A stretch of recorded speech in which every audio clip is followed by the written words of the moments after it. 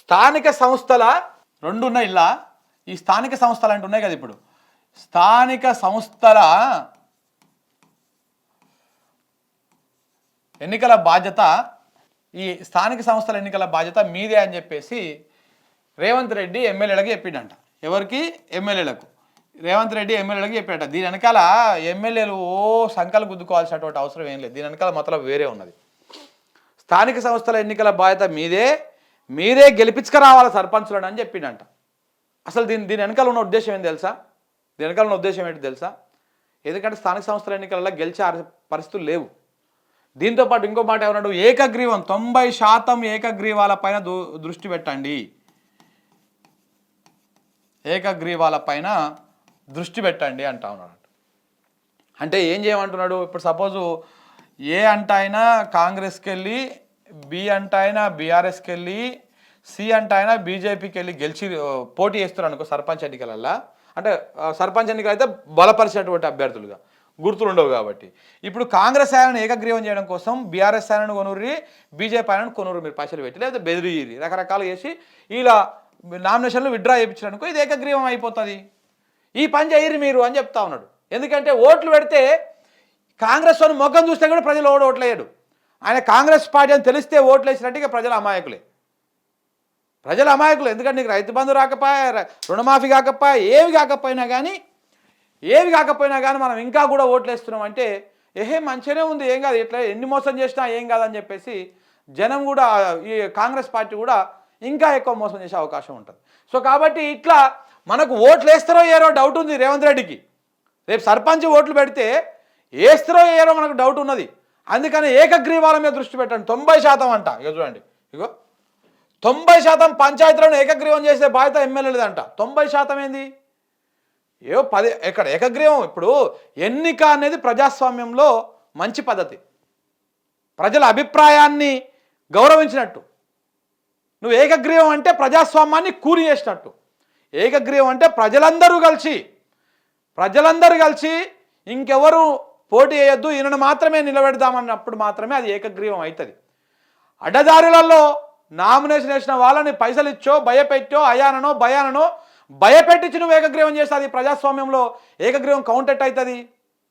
ప్రజలది తీర్పెట్లయితుంది, ప్రజలు తీర్పెట్లయితుంది, అది కాదు కదా.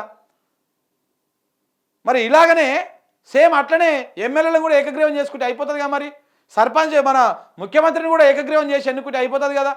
ముఖ్యమంత్రి ఓట్లే పెడితే కేసీఆర్ కింద నువ్వు ఏడనో అట్టడుగు స్థానంలో ఉంటావు మరి ఆ లెక్క ప్రకారం చూసుకుంటే. సో కాబట్టి ఎంత అప్రజాస్వామ్యాన్ని ఎగదోస్తా ఉన్నాడు, చేయమని చెప్తా ఉన్నాడు రేవంత్ రెడ్డి. ఇక్కడ చూస్తే అర్థమైపోతున్నాడు. చూడండి ఎంత సిగ్గు లజ్జ లేకుండా మాట్లాడుతూ ఉన్నారు. చూడండి, 90% పంచాయతీలను ఏకగ్రీవం చేసే బాధ్యత ఎమ్మెల్యేలేదంట. 90% అంటే ఈ ఉన్నటువంటి మొత్తం సర్పంచ్లల్లా 90% సర్పంచ్లను ఏకగ్రీవం చేసేసేయాలని చెప్పేసి చెప్తా ఉన్నాడు. ఎంత దుర్మార్గం అయ్యా ఇది. డైరెక్టే చెప్తున్నాడు. మీరు ఎన్నికలు లేవు, ఎన్నికల కమిషన్ అంతా జాంతానై మీరు ఎవరైతే నామినేషన్ వేస్తారో ఆ నామినేషన్ వేస్తోనికి పైసలు ఇస్తారో, లేకపోతే కేసులు పెడతామని బెదిరిస్తారో, లోపలేస్తామంటాడో, వాంది వెనకాల ముంగలు ఏమన్నా వ్యవహారం ఉంటే తీసి బయట పెడతా అంటారో, ఏం చేస్తారో తెలియదు. ఈ బీఆర్ఎస్ వాళ్ళది, బీజేపీ వాళ్ళది విత్డ్రాలు అయిపోవాలి, వాళ్ళు విత్డ్రా చేసుకోవాలి, కాంగ్రెస్ వాళ్ళది మాత్రం ఏకగ్రీవం కావాలి. ఈ కుట్రకు తెరవంతా ఉన్నారు వీళ్ళు, ఈ కుట్రకు ప్లాన్ చేస్తూ ఉన్నారు.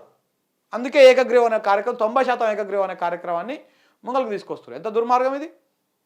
దాంతోపాటు ఎమ్మెల్యేలదే బాధ్యత, ఏకగ్రీవం చేసే బాధ్యత ఎమ్మెల్యేలదే, ఏకగ్రీవం కాని చోట గెలిపించేటువంటి బాధ్యత మీదే. అంటే ఏంది ఇక్కడ అర్థం ఏంటి? రేపు నాడు ఓడిపోయింది అనుకో, రేపు సర్పంచ్ ఎన్నికలలో ఎవడు గెలవలేదు అనుకో, కాంగ్రెస్ పార్టీకి ఎమ్మెల్యేల మీద నూకేస్తందుకు.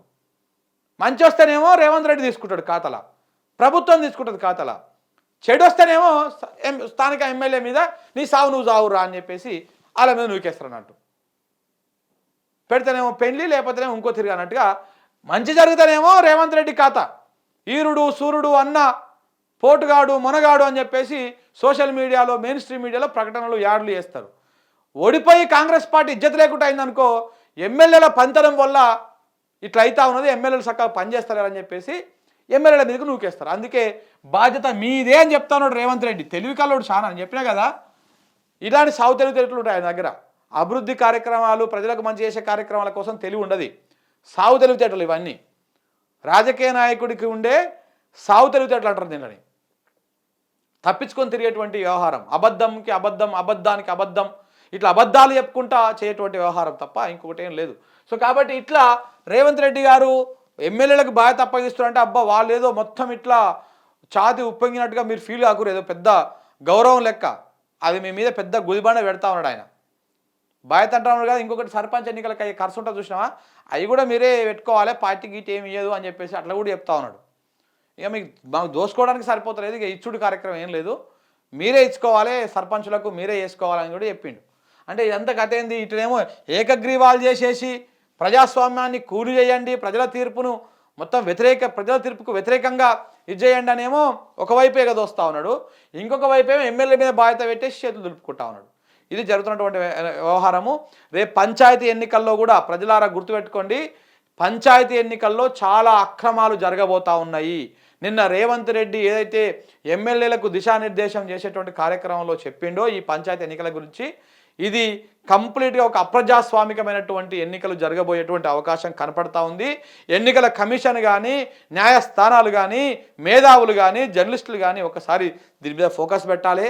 ఏకగ్రీవాలు 90% ఏకగ్రీవాలు చేయాలంటేనే అది పెద్ద అప్రజాస్వామికమైనటువంటి కార్యక్రమం. కాబట్టి ఈ ఎక్కడెక్కడ ఏకగ్రీవాలు అవుతున్నాయి, ఏ పర్పస్లో అవుతున్నాయి, ఏ రకంగా అవుతున్నాయి, ఊరు జనమంతా కలిసి ఇగో ఈ పలానా పంతులు గారు మంచిగా సర్పంచ్గా అయితే మనకు చేస్తారు, పలానా వ్యక్తి సర్పంచ్ చేస్తే ఊరు బాగుపడుతుంది, ప్రజలంతా ఏకగ్రీవంగా ఎన్నుకుంటే ఏకగ్రీవం అవుతుంది అంతే తప్ప ప్రజలు కాకుండా ఎవడు నామినేషన్ వేయకుండా ఏష నామినేషన్లు విత్డ్రా చేసుకునేటట్టుగా చేస్తే అది ఏకగ్రీవం కాదు.